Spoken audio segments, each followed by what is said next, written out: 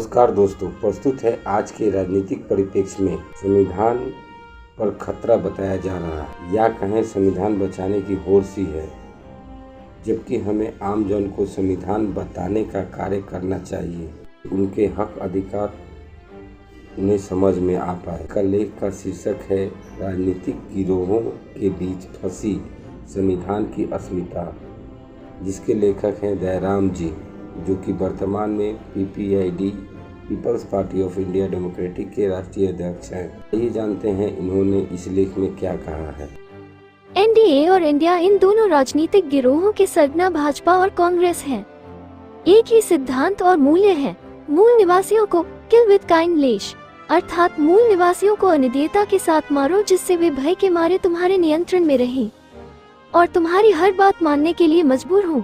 दूसरे गिरोह के सिद्धांत और मूल्य है किल विद काइंडनेस, अर्थात मूल निवासियों को दयालुता के जलवे से मारो, जिससे मूल निवासी दयालुता के झांसे में हमेशा हमेशा के लिए तुम्हारे नियंत्रण में बने रहे। दोनों गिरोहों की राहें अलग अलग जरूर हैं, किंतु मंजिल एक ही है। संविधान की शपथ दोनों गिरोह लेते हैं, किंतु कोई उनका अमल नहीं करता। दोनों गिरोह शास्त्र सम्मत धारणाओं के वशीभूत होने के कारण शूद्रों, अतिशूद्रों के संविधान सम्मत अधिकार, सामाजिक, आर्थिक और राजनीतिक न्याय अपने लंबे शासनकाल के दौरान भी प्रदान नहीं कर सके, जबकि आजादी के आंदोलन में सबसे अधिक मूल निवासियों ने खून बहाया। दूसरी तरफ अंग्रेजी हुकूमत के समक्ष दया याचिकाएं दायर करने वाले देशभक्ति की सूची में परिलक्षित होते हैं। प्रथम स्वतंत्रता संग्राम 1857 में 85 स्वतंत्रता सेनानियों को फांसी दी गई, जिसमें 49 अल्पसंख्यक मुसलमान थे, जिन्हें चिन्हित कर उनकी मुगलिचिन की जाती रही है। और इतना ही नहीं, कोई हिंदू कावड़ मेले के दौरान मुसलमानों की दुकान से सामान न खरीदे। मुख्यमंत्री उत्तर प्रदेश ने पहचान के लिए दुकानों पर नाम लिखने का फरमान जारी किया, जो भारतीय संविधान के अनुच्छेद 15 और अनुच्छेद 17 का खुला उल्लंघन है। 26 नवंबर 1949 को संविधान निर्माता बाबा साहब डॉक्टर अंबेडकर ने संविधान सभा को संबोधित करते हुए कहा था, 26 जनवरी 1950 को संविधान लागू कर भारत स्वतंत्र होगा। ऐसा नहीं कि पहले हम स्वतंत्र नहीं थे, पहले भी हम स्वतंत्र थे, किंतु अपने ही लोगों के विश्वासघात से हम स्वतंत्रता से वंचित हुए। क्या इतिहास इसे पुनः दोहराएगा? क्या हम अपने मत मजहब को देश से अधिक महत्व देंगे? मेरा मानना है कि हमें अपनी स्वतंत्रता की रक्षा अपने रक्त की अंतिम बूंद देकर भी करनी चाहिए। देश की संविधान सभा ने संकल्प लिया कि हम भारत के लोग भारत को एक संपूर्ण प्रभुत्व संपन्न समाजवादी धर्मनिरपेक्ष लोकतंत्रात्मक गणराज्य बनाने तथा उसके समस्त नागरिकों को सामाजिक, आर्थिक और राजनीतिक न्याय, विश्वास, धर्म और अभिव्यक्ति की स्वतंत्रता तथा अवसर की समता और व्यक्ति की प्रतिष्ठा और गरिमा की रक्षा करेंगे। स्वतंत्रता से पूर्व अर्थात परतंत्र भारत में भारतीयों के जीवन के पूर्व निर्धारित मूल्यों में मैं और तुम का प्रभुत्व था। मैं ब्राह्मण, मैं क्षत्रिय, मैं वैश्य और तुम शूद्र, अछूत, अधम और नीच। मैं सैयद, मैं शेख, मैं पठान और तुम तेली, तुम जुलाहा और तुम हलाल खोर। तुम अहिरिन, गुरेरिन, चमारन और भंग, अवगुणों की खान और ताड़ना की अधिकारी आदि। धर्म, जाति और लिंग की पहचान को न मिटाकर मैं को हम में नहीं बदल सके।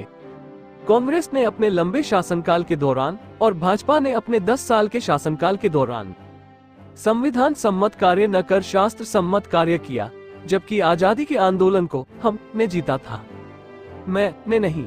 NDA गठबंधन के नेता प्रधानमंत्री नरेंद्र मोदी ने मैं के सहारे, अर्थात मेरी जाति नीची जरूर है किंतु हमारी राजनीति ऊंची है, द्वारा 2014 में केंद्र की सत्ता प्राप्त कर ली और अपने शपथ में घोषणा की वे सत्य निष्ठा के साथ विधि द्वारा स्थापित भारत के संविधान का अनुपालन करेंगे। लगभग 60 साल तक मैं के ही सहारे सत्ता सुख भोगने वाली कांग्रेस के युवराज राहुल गांधी ने भी मैं के सहारे अपनी जाति का जनेऊ दिखाकर कि मैं ईसाई अथवा पारसी नहीं ब्राह्मण हूँ, सत्ता प्राप्त करने का मुहिम चलाया, किंतु नीची जाति का प्रधानमंत्री ऊंची जाति पर भारी पड़ा, क्योंकि उनका साथ अल्पजनों ने नहीं बहुजनों ने दिया, जिन्हें आर्य पुत्रों ने जाति की जंजीरों से जकड़ा हुआ है। हमारे संविधान निर्माता की नसीहत है। मेरी राय में इसमें कोई संदेह नहीं है कि जब तक आप अपनी सामाजिक व्यवस्था नहीं बदलेंगे, तब तक कोई प्रगति नहीं होगी। आप समाज को रक्षा या अपराध के लिए प्रेरित कर सकते हैं, लेकिन जाति व्यवस्था की नींव पर आप कोई निर्माण नहीं कर सकते। आप राष्ट्र का निर्माण नहीं कर सकते, आप नैतिकता का निर्माण नहीं कर सकते। जाति व्यवस्था की नींव पर आप कोई भी निर्माण करेंगे वो चटक जाएगा और कभी भी पूरा नहीं होगा। डॉक्टर अंबेडकर जाति प्रथा से होने वाली हानि पर मात्र सुझाव ही नहीं देते बल्कि उसके समाधान का मार्ग प्रस्तुत करते हुए कहते हैं, आपको यह नहीं भूलना चाहिए कि यदि आप जाति प्रथा को खत्म करना चाहते हैं तो इसके लिए आपको हर हालत में वेदों और शास्त्रों में डायनामाइट लगाना होगा, क्योंकि वेद और शास्त्र किसी भी तर्क से अलग हटाते हैं और वेद तथा शास्त्र किसी भी नैतिकता से वंचित करते हैं। आपको श्रुति और स्मृति के धर्म को नष्ट करना ही चाहिए, इसके अलावा और कोई चारा नहीं है। कांग्रेस ने जहां एक तरफ धर्म, जाति और संप्रदाय की राजनीति के सहारे 60 साल तक देश पर शासन किया और वर्ण और जाति की नींव पर राष्ट्र के निर्माण का नाटक किया, वहीं भाजपा सरकार ने उसी वर्ण, जाति और संप्रदाय की नींव पर हिंदू राष्ट्र का सपना देखा ही नहीं, उसे अमली जामा पहनाना शुरू भी कर दिया। इन दोनों गिरोहों के शासन काल में जहां एक तरफ अछूतों और पिछड़ों का सामूहिक नरसंहार, 4000 सिखों को जिंदा जला दिया गया, महिलाओं के साथ अनाचार और दुराचार की विभत्स घटनाएं हुई, वहीं दूसरी तरफ भाजपा के शासनकाल में पूरा देश विल्क्स बानों के साथ गुजरात में किए गए दुराचार को सुनकर सिहर उठता है।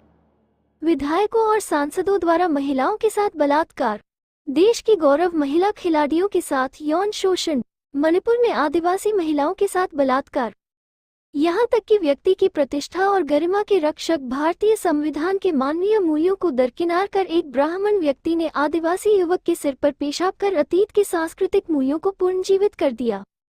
ये कैसी विडंबना कि दोनों गिरोहों के साथ और हाथ में भारत का संविधान संसद में लहराते हुए पूरा देश देखा। यदि शासक जातियां मैं को हम में परिवर्तित करने का प्रयास किया होता तो निसंदेह भारत एक संपूर्ण प्रभुत्व संपन्न राष्ट्र होता।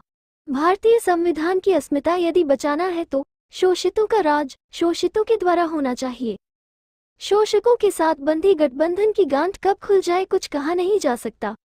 गठबंधन की रस्साकसी में हमेशा मूल निवासी ही औंधे मुंह गिरे हैं, वे दुश्मनों के खेमे में खींचे जा सकते हैं। डॉक्टर अंबेडकर ने मूल निवासियों को आगाह करते हुए कहा था कि यदि राजा तुम्हें अपने महल में बुलाता है तो जा सकते हो, किंतु अपनी झोपड़ी में आग लगाकर मत जाना, अन्यथा राजा से यदि किसी दिन तुम्हारी अनबन हो गई और उसने अपने महल से तुम्हें निकाल दिया तो तुम कहाँ जाओगे। अगर तुम्हें बिकना है तो बिक जाओ, किंतु अपने संगठन को कभी मत बेचना, क्योंकि संगठन में बहुत बड़ी शक्ति होती है। धन्यवाद। ये लेख आप सबको कैसा लगा कृपया कमेंट बॉक्स में जरूर लिखें।